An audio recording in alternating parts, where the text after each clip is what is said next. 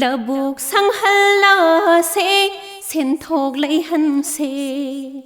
Loubuk Sanghalasi Senthok Leihansi.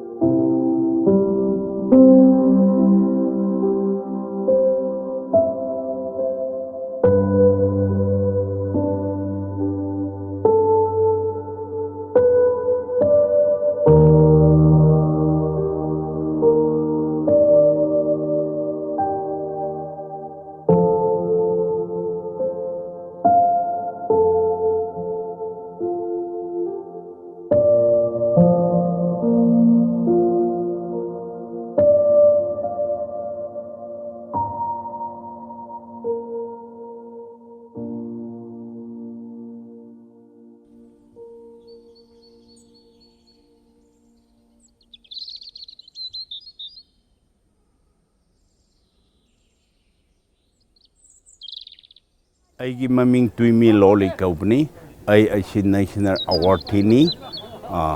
Chakchivan Ram Aphinef Kishan Baruskar haiba award atu phangje khibni aduga 2015 dashu Manipur horticulture expo dashu best farmer phangki adudagi henthokna award atai shu phange adubu haujik ngarang na hanashi National Citrus meet the Best Farmer Award to Pangnakbani. Aina hygienic bani. Aikoi Kachai ashi about 500 household labani, 3,500 approximate population labani. Ashida Aikoi Kachai ashida haujik lairibashi approximate 500 hectares haina Aikoi Paki Bayai. Adubu Mikana Kumbanati 4, 5, 6 hectares cultivate tawduna lay aigi farm achi about 10 hectares lay ribni aikhoi Kachai asina haujik puthok liba si 180 to 200 metric ton puthok tuna laybni adubu aikhoi gi asida laibak thiba amana processing unit cold storage asikumba laydaba adudagi marketing linkage achi Pajena lay the buggy, Poche, Mayam, Ashi, Equagi, Potuan B, Bacharda, Atum Tatokuna, lay ribni, ꯑꯁꯤ ꯑꯩꯈꯣꯏꯅ ꯄꯥꯝꯖꯕꯗꯤ ꯌꯥꯔꯕꯗꯤ ꯑꯣꯔꯆꯥꯔꯗ ꯑꯁꯤꯗꯤ ꯍꯦꯛ ꯊꯥꯔꯒ ꯆꯍꯤ ꯑꯃꯗ ꯍꯦꯛ ꯄꯥꯝꯕ ꯅꯠꯇꯕꯅꯤꯅ ꯑꯁꯤ ꯀꯟꯇꯤꯅ꯭ꯌꯁ ꯑꯁꯨꯃꯥꯏꯅ ꯈꯔ ꯀꯩꯅꯣꯁꯤꯡ ꯑꯁꯤꯕꯨ ꯐꯥꯔꯃꯔꯁꯤꯡ ꯑꯁꯤꯕꯨ ꯃꯇꯦꯡ ꯈꯔ ꯄꯥꯡꯕꯤꯕꯁꯤ ꯑꯦꯠꯂꯤꯁ 5 years ꯐꯥꯎꯕꯗꯤ ꯑꯗꯨꯃꯥꯏꯅ ꯄꯥꯡꯍꯟꯅꯤꯡꯉꯤ ꯑꯗꯨꯒꯨꯝꯕꯒꯤ ꯌꯦꯡꯁꯤꯟꯕꯤꯕ ꯂꯩꯔꯕꯗꯤ ꯑꯩꯈꯣꯏ ꯀꯆꯥꯏꯒꯤ ꯃꯤ ꯑꯌꯥꯝꯕꯁꯤꯅ ꯆꯝꯄ꯭ꯔꯥ ꯑꯁꯤ ꯅꯠꯇ꯭ꯔꯕꯗꯤ ꯑꯇꯩ ꯂꯩꯇꯦ ꯍꯥꯏꯕꯒꯤ ꯋꯥꯈꯜ ꯂꯩꯅꯗꯨꯅ ꯍꯧꯖꯤꯛꯇꯤ ꯆꯝꯄ꯭ꯔꯥ ꯊꯥꯕꯁꯤ ꯌꯥꯝ ꯄꯨꯛꯅꯤꯡ ꯆꯪꯅ ꯇꯧꯅꯗꯨꯅ ꯂꯩꯔꯤꯕꯅꯤ ꯑꯗꯨꯗ ꯗꯤꯄꯥꯔꯠꯃꯦꯟꯁꯤꯡ ꯑꯁꯤꯅ ꯑꯁꯤꯒꯤ ꯃꯔꯝꯗ ꯈꯔ ꯌꯦꯡꯁꯤꯟꯕꯤꯔꯕꯗꯤ ꯌꯥꯝ ꯍꯔꯥꯎꯒꯅꯤ ꯍꯥꯏꯕꯁꯤ ꯁꯨꯝ ꯍꯥꯏꯅꯤꯡꯉꯦ ꯑꯗꯨꯒ ꯑꯩꯈꯣꯏꯒꯤ ꯇꯧꯔꯤꯕ ꯃꯌꯥꯝ ꯑꯁꯤꯗ ꯂꯥꯛꯂꯤꯕ ꯃꯦꯗꯤꯌꯥ ꯃꯌꯥꯝ ꯑꯁꯤꯅꯁꯨ ꯊꯕꯛ ꯇꯧꯔꯤꯕ ꯃꯌꯥꯝ ꯑꯁꯤ ꯑꯁꯨꯃꯥꯏꯅ ꯐꯖꯅ ꯄꯕ꯭ꯂꯤꯁ ꯇꯧꯕꯤꯕ ꯍꯥꯏꯕꯁꯤ ꯈꯨꯟꯖꯥꯁꯤꯡꯒꯤ ꯂꯧ ꯎꯕꯁꯤꯡꯒꯤ ꯍꯔꯥꯎꯕꯅꯤ ꯅꯨꯡꯉꯥꯏꯕꯅꯤ ꯑꯗꯨꯅ ꯌꯥꯔꯤꯕ ꯃꯈꯩ ꯑꯩꯈꯣꯏ ꯀꯆꯥꯏ ꯑꯁꯤ ꯉꯛꯇ ꯅꯠꯇꯅ ꯁꯔꯥꯎꯟꯗꯤꯡ ꯚꯤꯂꯦꯖ ꯑꯁꯤꯗ ꯆꯝꯄ꯭ꯔꯥ ꯂꯣꯏꯅ ꯐꯅꯕꯅꯤ ꯑꯗꯨꯕꯨ ꯗꯤꯀ꯭ꯂꯥꯏꯟ ꯇꯧꯈꯤꯕ ꯑꯁꯤꯗꯒꯤ ꯑꯃꯨꯛ ꯊꯥꯒꯗꯕ ꯑꯗꯨ 5 years ꯆꯪꯒꯗꯕꯅꯤ나 ꯃꯤ ꯑꯌꯥꯝꯕꯅ ꯍꯦꯟ ꯇꯨ ꯃꯥꯎꯠ ꯍꯤꯡꯅꯔꯤꯕꯅꯤꯅ ꯑꯌꯥꯝꯕ ꯑꯁꯤꯅ ꯆꯍꯤ ꯑꯃꯗ ꯍꯥꯔꯚꯦꯁ ꯇꯧꯕ ꯄꯣꯠꯁꯤꯡ ꯑꯁꯤ ꯊꯥꯅꯔꯒ ꯂꯩꯕꯗꯒꯤ ꯆꯝꯄ꯭ꯔꯥ ꯑꯁꯤ ꯑꯁꯨꯃꯥꯏꯅ ꯅꯦꯒ꯭ꯂꯦꯛ ꯇꯧꯈꯤꯕꯅꯤ ꯑꯗꯨꯅ ꯌꯥꯔꯕꯗꯤ ꯗꯤꯄꯥꯔꯠꯃꯦꯟꯅ ꯑꯁꯨꯃꯥꯏꯅ ꯑꯗꯨꯒ ꯒꯣꯔꯃꯦꯟꯅ ꯌꯦꯡꯁꯤꯟꯕꯤꯔꯕꯗꯤ ꯑꯦꯠꯂꯤꯁ 5 years ꯑꯁꯤ ꯑꯁꯨꯃꯥꯏꯅ ꯌꯦꯡꯕꯤꯈ꯭ꯔꯕꯗꯤ ꯄꯥꯟꯕ ꯍꯧꯕ ꯀꯥꯟꯗꯗꯤ ꯑꯩꯈꯣꯏ ꯐꯥꯔꯃꯔꯁꯤꯡ ꯑꯁꯤꯅꯁꯨ ꯑꯗꯨꯝ ꯄꯨꯛꯅꯤꯡ ꯆꯪꯅ ꯇꯧꯗꯨꯅ ꯂꯩ ꯑꯗꯨꯅ ꯑꯩꯅ ꯔꯤꯀ꯭ꯋꯦꯁ ꯇꯧꯅꯤꯡꯕꯗꯤ ꯒꯣꯔꯃꯦꯟꯅ ꯑꯁꯨꯝ ꯍꯥꯟꯅ ꯌꯦꯡꯂꯛꯄꯒꯨꯝꯅ ꯍꯧꯖꯤꯛꯁꯨ ꯑꯗꯨꯝ ꯃꯊꯪ ꯌꯦꯡꯕꯤꯔꯛꯎ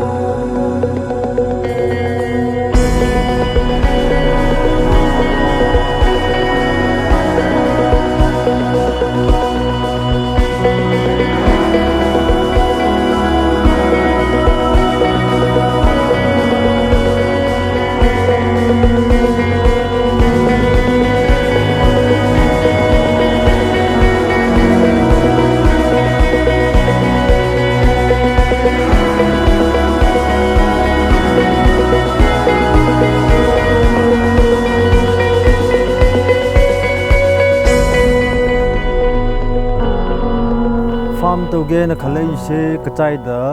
hojik akhoi depend tawri pothok sida champra si yam maru oina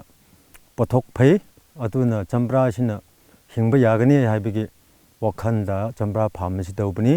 thak rise chaurakna lising ahum kumbadi thakre khramati pangre khramati pandri machaun leria dubu pulapna thagibji lising ahum kumba pain hakum digi yengadi kumsi chahi ahum mari sida de interest khara lukhale aduga mamanju adum haikalakpanina adugi interest tu yam yaura hojik yumda thabani mapanda lam atopada thaba khoi sidi yamdi yamkhre me chun sida yam thane chulai du thaya dubu kre haisira nong chuba khotbadu ising kangbana hanbane mai mara sembdo adu khara watle aduna kalen nong kangbaga nadi ayambane sikale na me chun sina right time way right season way adubu hojik horticulture na aduga I car khoina moina training piu da de 15 feet cape se kanna hallo kep le hallo hebni aduga kom sharib sina 3x3 ayamna di maru oina jar seme jar dagi plastic da habaga horen put ani gumba ahum mo yawbuganda jar oina thane adum matam gi haiba tare hujukan si laina su yam sala e kare kara laina adum lakpani na hujik sidi 30 years kumbasina ayam boy brain khale pampi da tin oina kare marum kap sala go u manung da changkhe ba amane adagi maton da hujik sida amale do maton ni kang tha ki do adugo mse aduga mana ino no chong budu da angau ba pakpa ma yellow olaga dum marana dum kang tha ki ba pesticide chu sijinatri ICR koina training pi bada moina crashra pesticide krigra control ki dumaka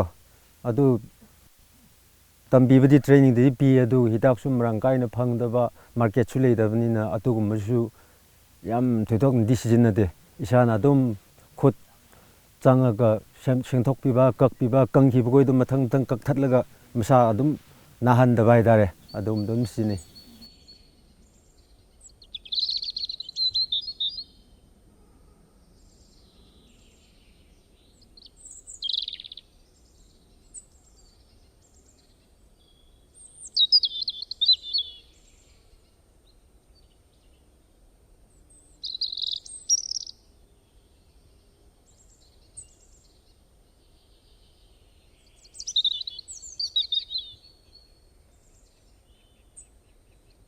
success farmer ama waina hujik aina puthok pase mase maru da hunba pambini se hujik masida leirib se masi kri gi no herga miyamna pamrabdi kachai gi chambra se Manipur state ta Ukhrul district ta kachai sida ikhoi GI tax phangba mase chambra pambini hakum northeast scientist lakraga approve tobiye ICR की तो scientist रोय लाक्रगा मानसु approve तौबिए हुजिक्ति मसे अदुबु मसे चिहि मरुद हुनबसे चिहि मरी मंगा यावबना अखोय लौब missing असे अखोयसे याम वायेबा अदुगी दिमक्ता आई KVK ने ICR ने horti department ने मोमा ने मोइबो आई ngangnajaraga masidi अखोय चिहि मरी मंगा ngaibसे याम वाये aduna khoidagi ekhoi chihi ani ahumda panliba mase technical sikramai tawrabdi puthokpa ngamgera hebakanda KVK ne ICR ne horti department moma khoina ekhoibu chihi gutingi festival da training bi bakanda moina utpi bse masina layering asida leipak ta thabsu yaye mase pot ta yoklaga अखोइना bonsai ina yoklib do pot tharab su yaye lepak ta thab su yaye khoidagi thuna panbse masina layering asina chihi ani da panbani hujik kumsi aina tawse hakum 2009 da tawse hujik lei satba hore se masi kum 19 March April aduwai da tawse lei satba hore hujik aduga amana masina crafting asina chihi ani ahum asida thuna palleba sisu char sembase polythene da su sumaina ahum mari da ai hulle masiko aduga ahum mari hullaga polythene da atum amuka transfer dawba ammam aduna hujik aina tawse masi lising tara gun burudi yam wayeba sumaina piece ekhoi su waye aduna hujikti aina test tawraga hakum murudu hunmse masini se masi piece 200 tra 300 tra hanjallaga miyamna pamdo piece kia pambra masing lisingama pame rupsu ani pame rupsu masi da hujikti piece tra kun buraga ikom komna buthok nabse ai hujik masi sembani ai try dawni kolom sembase aina ai kolom semge haibakanda masi semge aikanda akhoi organic oibnina nim gi manado adum susallaga filter tawraga spray tawthokraga numit anira ahumra mase pambi masida filter tawthokraga adum amuka kalam dawni ꯑꯗꯨ ꯅꯠꯇ꯭ꯔꯕꯗꯤ ꯁꯦꯡꯗꯣꯛꯇ꯭ꯔꯕꯗꯤ ꯐꯖꯅ ꯅꯤꯝ ꯑꯁꯦ ꯁꯦꯡꯗꯣꯛꯇ꯭ꯔꯕꯗꯤ ꯃꯍꯤꯛ ꯑꯗꯨꯝ ꯌꯥꯎꯒꯜꯂꯦ ꯃꯔꯥ ꯊꯣꯛꯄ ꯀꯥꯟꯗꯁꯨ ꯃꯥꯒꯤ ꯅꯤꯝꯒꯤ ꯕꯥꯋꯔ ꯌꯥꯎꯗ꯭ꯔꯕꯗꯤ ꯑꯗꯨꯗꯤ ꯑꯩꯈꯣꯏ ꯋꯥꯖꯩꯌꯦ ꯑꯗꯨꯕꯨ ꯑꯣꯔꯒꯥꯅꯤꯛ ꯑꯣꯏꯕꯅꯦ ꯅꯤꯝ ꯑꯁꯦ ꯑꯩꯈꯣꯏ ꯈꯔ ꯌꯥꯛꯅ ꯇꯧꯔꯒ ꯁ꯭ꯄ꯭ꯔꯦ ꯇꯧꯊꯣꯛꯈ꯭ꯔꯒ ꯃꯁꯤ ꯂꯦꯌꯔꯤꯡ ꯇꯧꯊꯣꯛꯀꯅꯤ ꯃꯁꯤ ꯀꯂꯝ ꯇꯧꯒꯅꯤ ꯃꯐꯝ ꯄꯥꯝꯕꯤ ꯑꯗꯨꯗ ꯑꯗꯨꯝ ꯅꯨꯃꯤꯠ 2-3ꯒꯤ ꯗ ꯑꯩꯈꯣꯏ ꯑꯗꯨꯝ ꯁ꯭ꯄ꯭ꯔꯦ ꯇꯧꯊꯣꯛꯀꯅꯤ ꯁꯛꯁꯦꯁ ꯐꯥꯔꯃꯔ ꯑꯃ ꯑꯣꯏꯅ ꯑꯩꯒꯤ ꯑꯦꯛꯁꯄꯤꯔꯤꯌꯦꯟꯁꯇꯗꯤ ꯊꯥꯏꯅ ꯏꯄꯥ ꯏꯄꯨꯅ ꯄꯥꯏꯔꯝꯕ ꯆꯝꯄ꯭ꯔꯥ ꯐꯥꯝ ꯇꯧꯔꯝꯕꯁꯦ ꯃꯇꯝꯗꯗꯤ ꯑꯩꯈꯣꯏꯁꯦ 40 tins 50 tinsꯁꯨ ꯄꯥꯝꯕꯤ ꯑꯃꯗ ꯑꯗꯨꯝ ꯄꯥꯜꯂꯝꯃꯦ ꯑꯗꯨꯕꯨ ꯍꯟꯗꯛꯁꯦ ꯑꯩꯈꯣꯏ ꯇꯧꯔꯒ ꯍꯀꯨꯝ ꯑꯁꯦ ꯑꯩꯁꯦ ꯍꯣꯏ ꯑꯣꯔꯒꯥꯅꯤꯛꯅꯤ ꯄꯥꯝꯕꯤ ꯑꯃꯗ ꯇꯤꯟ 13 ꯇꯪꯈꯥꯏ ꯄꯥꯟꯕꯅꯤ ꯑꯃꯅꯀꯣ ꯑꯗꯨꯕꯨ ꯑꯣꯔꯒꯥꯅꯤꯛ ꯑꯣꯏꯍꯟꯁꯦ ꯍꯧꯖꯤꯛꯇꯤ ꯀ꯭ꯂꯥꯏꯃꯦꯠ ꯑꯁꯤ ꯆꯦꯟꯖ ꯇꯧꯕꯅꯤꯅ ꯑꯩꯈꯣꯏ ꯕ꯭ꯔꯨꯅꯤꯡ ꯇꯧꯕꯁꯦ ꯕ꯭ꯔꯨꯅꯤꯡ ꯇꯧꯗ꯭ꯔꯕꯗꯤ ꯎꯄꯥꯏ ꯂꯩꯇ꯭ꯔꯦ ꯑꯗꯨꯅ ꯍꯧꯖꯤꯛꯇꯤ ꯈꯔꯗꯤ ꯍꯦꯟꯊꯒꯅꯤ ꯄꯣꯠ ꯑꯁꯦ ꯍꯦꯟꯊꯒꯅꯤ ꯍꯥꯏꯅꯁꯨ ꯑꯩ ꯑꯗꯨꯝ ꯑꯩ ꯋꯥꯈꯜꯗ ꯑꯁꯥ ꯂꯩꯌꯦ ꯑꯃꯁꯨ ꯑꯗꯨꯕꯨ ꯑꯗꯨꯗ ꯑꯩꯅ ꯑꯩꯒꯤ ꯑꯦꯛꯁꯄꯤꯔꯤꯌꯦꯟꯁꯇ ꯑꯩꯈꯣꯏꯅ ꯊꯕꯛ ꯑꯁꯦ ꯆꯝꯄ꯭ꯔꯥ ꯄꯥꯝꯕꯤꯗ ꯏꯆꯥ ꯑꯃꯅꯤ ꯍꯥꯏꯅ ꯇꯧꯔꯕꯗꯤ ꯍꯦꯟꯊꯕꯁꯨ ꯂꯩꯔꯣꯏ ꯑꯗꯨꯕꯨ ꯑꯩꯈꯣꯏꯅ ꯇꯧꯗ꯭ꯔꯕꯗꯤ ꯍꯦꯟꯊꯒꯅꯤ ꯑꯁꯤꯗꯤ ꯃꯔꯝꯗꯤ ꯑꯣꯔꯒꯥꯅꯤꯛ ꯑꯣꯏꯍꯟꯁꯦ ꯍꯥꯏꯅ ꯍꯤꯗꯥꯛ ꯅꯨꯡꯊꯥꯛꯁꯦ ꯀꯔꯤꯁꯨ ꯀꯥꯞꯅꯗ꯭ꯔꯦꯕ ꯑꯗꯨꯅ ꯑꯩꯈꯣꯏ ꯀꯨꯞꯅ ꯆꯝꯄ꯭ꯔꯥ ꯄꯥꯝꯕꯤ ꯑꯃꯗ ꯏꯆꯥꯒꯨꯝꯅ ꯌꯦꯡꯗ꯭ꯔꯕꯗꯤ ꯑꯩꯈꯣꯏꯁꯦ ꯂꯣꯁꯇꯤ ꯑꯗꯨꯝ ꯇꯥꯔꯛꯀꯅꯤ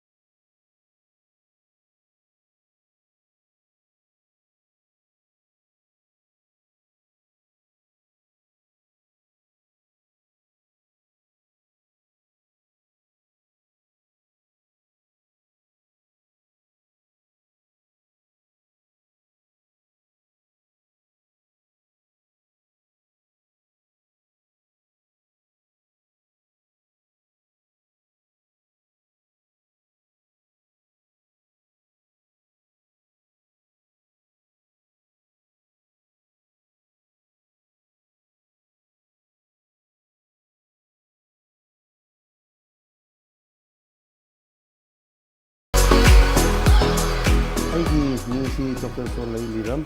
ꯑꯩ ꯁꯕꯖꯦꯛ ꯃꯦꯇꯔ ꯁ꯭ꯄꯦꯁꯤꯌꯦꯂꯤꯁ ꯍꯣꯔꯇꯤꯀꯜꯆꯔꯅꯤ ꯀꯦ ꯎꯈ꯭ꯔꯨꯜꯒꯤ ꯍꯧꯖꯤꯛ ꯀꯆꯥꯏ ꯈꯨꯟꯁꯤꯗ ꯐꯥꯔꯃꯔꯁꯤꯡꯅ ꯄꯨꯊꯣꯛꯂꯤꯕ ꯆꯝꯄ꯭ꯔꯥ ꯃꯍꯤꯁꯦ ꯔꯣꯅꯤ ꯀꯔꯤꯁꯨ ꯌꯥꯎꯗꯅ ꯆꯝꯄ꯭ꯔꯥꯗꯒꯤ ꯁꯨꯡꯂꯛꯄ ꯃꯍꯤ ꯑꯣꯏꯕꯅꯤ ꯃꯁꯤ ꯑꯩꯈꯣꯏꯅ ꯃꯁꯤꯒꯤ ꯄ꯭ꯔꯣꯗꯛꯁꯤ ꯇꯣꯉꯥꯟꯅ ꯁ꯭ꯀ꯭ꯋꯥꯁꯀꯤ ꯃꯑꯣꯡꯗ ꯁꯦꯝꯊꯣꯛꯂꯒ 3 ꯊꯣꯛꯅ ꯁꯦꯝꯊꯣꯛꯄ ꯌꯥꯏ ꯁꯤ ꯀꯔꯝꯍꯥꯏꯅ ꯁꯦꯝꯒꯅꯤ ꯍꯥꯏꯔꯒ ꯆꯝꯄ꯭ꯔꯥ ꯃꯍꯤꯁꯤ ꯂꯤꯇꯔ ꯑꯃꯗ ꯏꯁꯤꯡ ꯂꯤꯇꯔ ꯑꯃ ꯁꯨꯒꯔꯅ KG ꯄꯋꯥ ꯑꯃ KG ꯑꯃ ꯄꯋꯥ ꯑꯃ ꯁꯤ ꯍꯥꯞꯀꯗꯧꯕꯅꯤ ꯁꯤ ꯀꯔꯝꯍꯥꯏꯅ ꯁꯦꯝꯒꯅꯤ ꯍꯥꯏꯔꯒ ꯍꯥꯟꯅ ꯃꯍꯤꯁꯤ ꯁꯨꯝꯊꯣꯛꯑꯣ ꯑꯗꯨ ꯃꯇꯨꯡꯗ ꯉꯁꯥꯏꯒꯤ ꯁꯨꯒꯔ KG ꯑꯃ ꯄꯋꯥ ꯑꯃ ꯑꯁꯤ इसिंगा तुम्हल्लो तुम्हन्खरबा मतुंगदा मसीदा साइट्रिक एसिड हापनी साइट्रिक एसिड सी लीटर अमादा स्पून अनि हाबो सी हाप्रगा सी सेमकांदा याम सेंगना सेमो डिस्टिल तौबा हाबदी नंगना फीदरा सिफ तौनबा को याम शुगर सिदा मोटपा याम यावनी अदु अमोटपा सी यावहलोय दमनी अदुगा शुगर अनि सी यानसनखरबा मतुंगदा मसीदा अखोयना प्रिजर्वेटिव हापा याय प्रिजर्वेटिव सी हापत्रदी होरेन सी फर्मेंटेशन प्रोसेस सी चतना मासी पोमथोकपा सी मखुन सी थोकपा हाइबसी फर्मेंटेशन प्रोसेस सी कंट्रोल तौनबा अखोयना प्रिजर्वेटिव सी KMS हापनी KMS सी 2 ml per liter सी अदुगी चांगदा हापे हायरगा थमगदौमनी अदु एरदी नंगी प्रोडक्ट सी होजिकी ngसाइगी इसिंग हापा शुगर हापा हायरदी अमा खक्ता नंगना पुथोकरिबा रो मही से अहुम थोकना थोक सेमथोकपा याय ꯑꯗꯨ ꯅꯪꯅ ꯁꯤ ꯑꯁꯨꯃꯥꯏꯅ ꯁꯦꯝꯒꯗꯧꯔꯤꯕ ꯄꯣꯠꯁꯤ ꯀꯟꯁꯦꯟꯇ꯭ꯔꯦꯠ ꯖꯨꯁ ꯑꯣꯏꯒꯗꯧꯔꯤꯕꯅꯤ ꯀꯟꯁꯦꯟꯇ꯭ꯔꯦꯠ ꯖꯨꯁꯁꯤ ꯃꯁꯤꯒꯤ ꯆꯥꯡꯗ ꯕꯣꯇꯜ ꯑꯃ ꯆꯥꯡꯗ 200 180 200ꯒꯤ ꯆꯥꯡꯗ ꯌꯣꯟꯊꯣꯛꯂꯗꯤ ꯅꯪꯒꯤ ꯑꯃꯁꯤ ꯍꯧꯖꯤꯛꯁꯤ ꯃꯃꯜꯁꯤ 200 ꯍꯥꯏꯕꯁꯤ ꯑꯩꯈꯣꯏꯅ 600 ꯑꯣꯟꯊꯣꯛꯄ ꯌꯥꯏ ꯑꯗꯨꯃꯥꯏꯅ ꯁꯦꯝꯂꯗꯤ ꯍꯦꯟꯅ ꯍꯥꯎꯒꯅꯤ ꯁꯨꯒꯔꯒꯤ ꯁꯔꯨꯛꯁꯨ ꯌꯥꯎꯔꯕꯅꯤꯅ ꯃꯁꯤꯗꯤ ꯁꯤꯟꯕꯒꯤ ꯁꯔꯨꯛ ꯉꯥꯛꯇ ꯑꯣꯏꯕꯅꯤꯅ ꯍꯥꯎꯕꯁꯨ ꯋꯥꯠꯂꯤ ꯑꯗꯨꯅ ꯑꯗꯨꯃꯥꯏꯅ ꯁꯦꯝꯒꯗꯧꯕꯅꯤ ꯃꯁꯤꯒꯤ ꯁꯦꯝꯕ ꯏꯟ ꯗꯤꯇꯦꯜꯁꯤꯗꯤ ꯑꯩꯈꯣꯏ ꯄ꯭ꯔꯦꯛꯇꯤꯀꯦꯜ ꯇꯧꯔꯒ ꯇꯧꯃꯤꯟꯅꯔꯒ ꯁꯦꯝꯗꯣꯛꯄꯁꯨ ꯑꯩꯈꯣꯏ ꯅꯣꯡꯃ ꯁꯤꯒꯨꯝꯕ ꯇꯟꯖꯥ ꯐꯪꯀꯥꯟꯗ ꯇ꯭ꯔꯦꯅꯤꯡꯒ ꯑꯗꯨꯝ ꯇꯧꯃꯤꯟꯅꯔꯒ ꯁꯦꯝꯁꯦ ꯍꯥꯏꯕꯁꯤ ꯍꯥꯏꯖꯅꯤꯡꯉꯤ